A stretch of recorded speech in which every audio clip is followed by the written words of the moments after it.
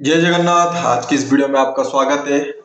आज हम लोग बात करेंगे कि अगर आपका पीएचडी रिसर्च प्रपोजल अगर आप रिव्यूअर को सबमिट कर रहे हो और वहां से फंडिंग लेने के लिए ट्राई कर रहे हो, तो क्या क्या टेक्निक आप यूज कर सकते हो उसके ऊपर हम लोग बात करेंगे। 7 पॉइंट है, वो 7 पॉइंट को हम लोग एक एक पॉइंट को अच्छे से बातचीत करेंगे। पहला पॉइंट है कि start with A clear and impactful research question. तो जिस प्रॉब्लम को आप सॉल्व करना चाहते हो वो सबसे क्लियर होना चाहिए और इंपैक्टफुल होना चाहिए। कैसे पता चलेगा? जिस भी एरिया में आप रिसर्च वर्क कर रहे हो तो वहां पे रिसर्च गैप अच्छे से आइडेंटिफाई करो। ठीक है, तो आपका जो रिसर्च गैप मिल गया जब, तब जाके क्या कर सकते हो कि वो प्रॉब्लम क्या आइडेंटिफाई करेगा उसके ऊपर आपको फोकस करना पड़ेगा।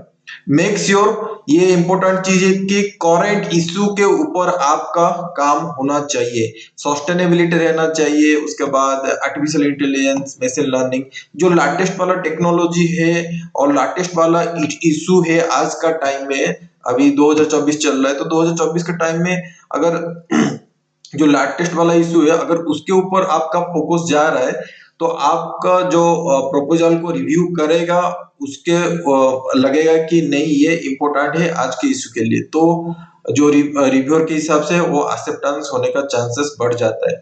तो जो आपका क्वेश्चन होगा उसको अच्छे से आपको फ्रेम करना पड़ेगा और उसको हाईलाइट करना पड़ेगा और क्या क्या इम्पैक्ट, वो पोटेंशियल इम्पैक्ट और नोबिलिटी क्या है आपका रिसर्च वर्क को, उसको आपको अच्छे से दिखाना पड़ेगा। ठीक है, तो ये क्या करता है कि रिव्यूअर को अच्छे से आपको पता चलता है कि आपका रिसर्च का वैल्यू क्या है।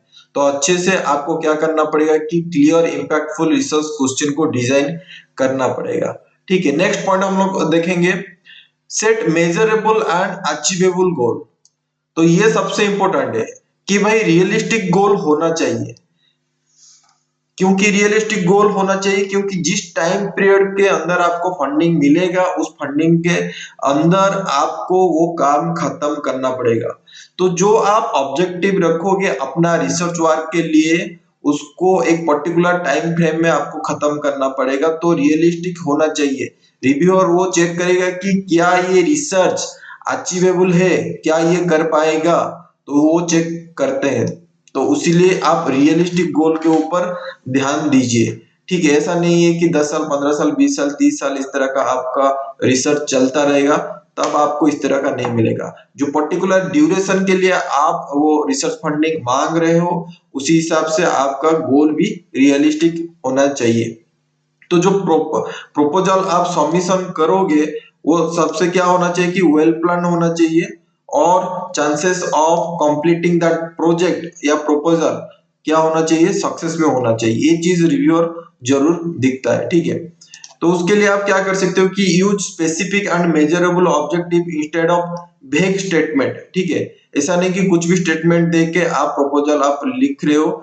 जो भी प्रपोजल आप कर रहे हो उसको मेजरेबल ऑब्जेक्टिव के थ्रू से कर सकते हो, जो मेजर करके उसको अचीव कर सकते हैं। ठीक है, थर्ड पॉइंट में अगर हम लोग देखेंगे कि describe A solid and feasible methodology.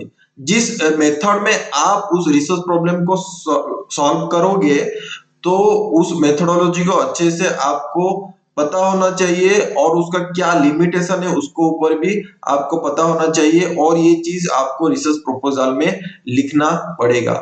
Include information, क्या क्या आप इंक्लूड इंफॉर्मेशन दे सकते हो, जैसे कि क्या क्या रिसोर्सेस आप यूज करोगे, क्या इक्विपमेंट यूज करोगे, किस स्पेशलिस्ट और एक्सपर्ट एक्सपर्ट का नॉलेज आपको रिक्वायरमेंट होगा, वो चीज आपको अच्छे से क्या करना पड़ेगा कि बताना पड़ेगा रिव्यूअर को। So how you plan to mitigate potential challenges, जो पर्टिकुलर चैलेंजेस आपका रिसर्च में आएगा उसको आपको क्लियरली बताना पड़ेगा। तो मेथोडोलॉजी एक तो अच्छे से बताना पड़ेगा और क्या क्या इंफॉर्मेशन आपको रिक्वायरमेंट है उसके ऊपर भी आपको दिखाना पड़ेगा। ठीक है, नेक्स्ट 4 नंबर पॉइंट में हम लोग बातचीत करेंगे कि demonstrate your understanding of your field.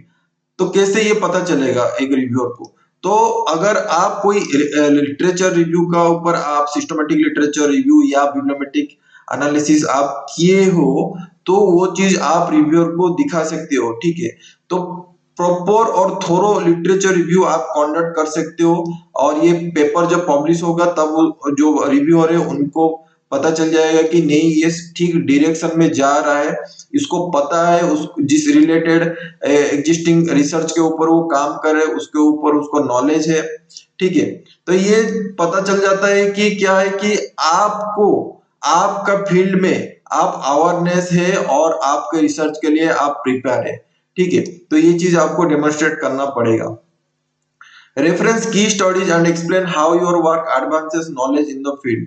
तो आपके रिलेटेड जो रिसर्च वर्क आप प्रपोज कर रहे हो, तो देखो कि भाई बाकी जो रिसर्चर है किस तरह का काम किए है और क्या आप नया और यूनिक इनोवेशन कर रहे हो, उसको आपको दिखाना पड़ेगा, जो कि होता है आपका नोवेलिटी ऑफ रिसर्च प्रपोजल।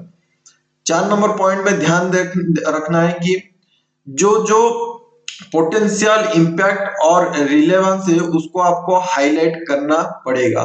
ठीक है, तो कहाँ पे ये बेनिफिट है उसको आपको दिखाना पड़ेगा, जैसे एकेडमिक में हो गया, इंडस्ट्री में हो गया, सोसाइटी हो गया, या पॉलिसी मेकिंग में हो गया, क्या क्या बेनिफिट कहाँ पे मिल रहा है उसको आपको हाईलाइट करके शो करना पड़ेगा।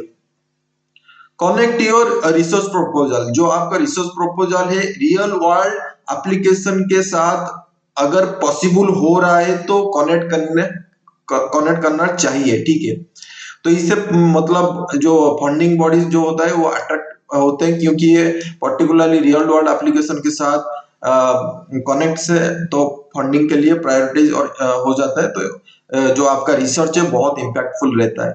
नेक्स्ट पॉइंट देखेंगे कि रियलिस्टिक टाइमलाइन एक ठो डिसाइड करो और बजट कितना है उसको आपको दिखाना पड़ेगा।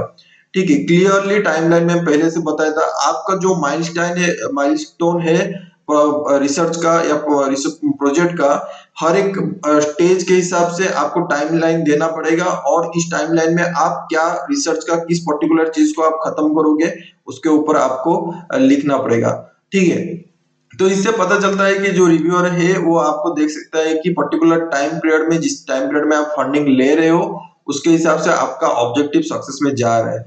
उसी हिसाब से आपको क्या करना पड़ेगा कि एक डिटेल्ड बजट आपको प्रोवाइड करना पड़ेगा, जो कि वहां पे कितना खर्चा होगा उसके बारे में आपको लिखा रहेगा। ठीक है, उसके बाद लास्ट वाला पॉइंट हम लोग बातचीत करेंगे, जो आपका प्रपोजल है उसको अच्छे से पॉलिश करो। ठीक है, रफ वर्क ना करो, कंप्लीटली जो स्टेप बाय स्टेप प्रोसेस है उसको आप फॉलो करो। उसके बाद फीडबैक भी आप मतलब गेन करो कि आपका प्रपोजल ठीक है कि नहीं। तो उसके लिए पॉलिश करने का मतलब है कि जो जार्गन वर्ड है, टेक्निकल लैंग्वेज है, थोड़ा सा उसका कम यूज करो। पूरा अवॉइड तो कर नहीं पाओगे, जो मिनिमम टेक्निकल वर्ड होगा उसको तो आप करना पड़ेगा, लेकिन ट्राई करो कि उसको आप अपना रिसर्च प्रपोजल में इंक्लूड ना करो, क्योंकि जो रिव्यूअर होगा ऐसा नहीं है कि सिर्फ आपका फील्ड का होगा, वो आपका फील्ड से भी बाहर हो सकता है।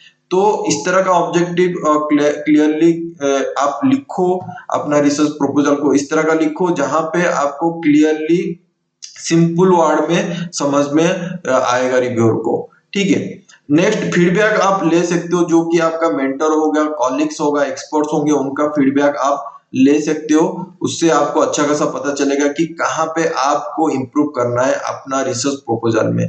तो अगर ये 7 पॉइंट को अगर आप अच्छे से यूज कर रहे हो तो आपका रिसर्च प्रपोजल एक्सेप्ट होना चांसेस बहुत बढ़ जाएगा, और फंडिंग के लिए भी आपका प्रपोजल रेडी हो जाएगा।